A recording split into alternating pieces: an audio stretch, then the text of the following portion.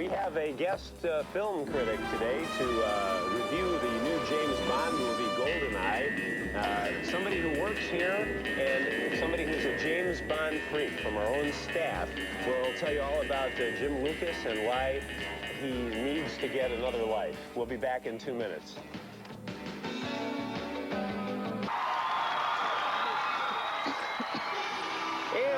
This morning, to take a look at the new James Bond movie, GoldenEye, we have Fox Thing in the Morning videotape coordinator and James Bond self-admitted freak, Jim Lucas. Hi, Jim. Hi, Bob. Hi, Jim. Now, before we go on with this, you have to tell us, first of all, why your house looks like this and how this started. Here's some videotape of Jim's pad, as we say.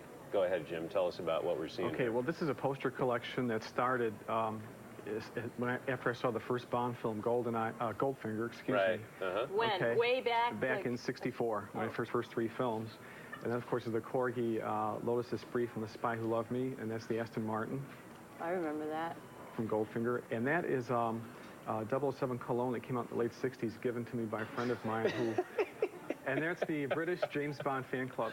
Jim, let me ask you a question. When you applied for work here, did you put on your application that you are involved in this? No, I didn't. Yeah, okay, that was good. What's the thrill for you? I mean, why do you love this? It's a way of living vicariously. It's real escapist type of entertainment.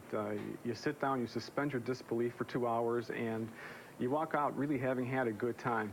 Yeah. Was that true of GoldenEye? Yes, very much so. I thought that after a 6.5-year wait, that GoldenEye was very well put together, and it delivered what it promised. Did you like Pierce Brosnan in that role? Very much. He has proven himself to be a very fine actor that, you know, he can get away from being typecast as Remington Steele and make a very believable James Bond. Let's look at him. From GoldenEye, Pierce Brosnan in the latest James Bond movie. Vodka martini. Shaken, not stirred. And for you? The same. How do you take it? Straight up, with a twist. Thank you, Mr. The name's Bond. James Bond. Ksenia Sergeyevna on the top. On the top? On the top. Yeah, so the Bond women okay in this movie? Measure up? Yes, they do. As a matter of fact, I think that the female characters in this movie are very well developed roles. They're very well acted. Even M is a woman in this film, and she does an excellent job.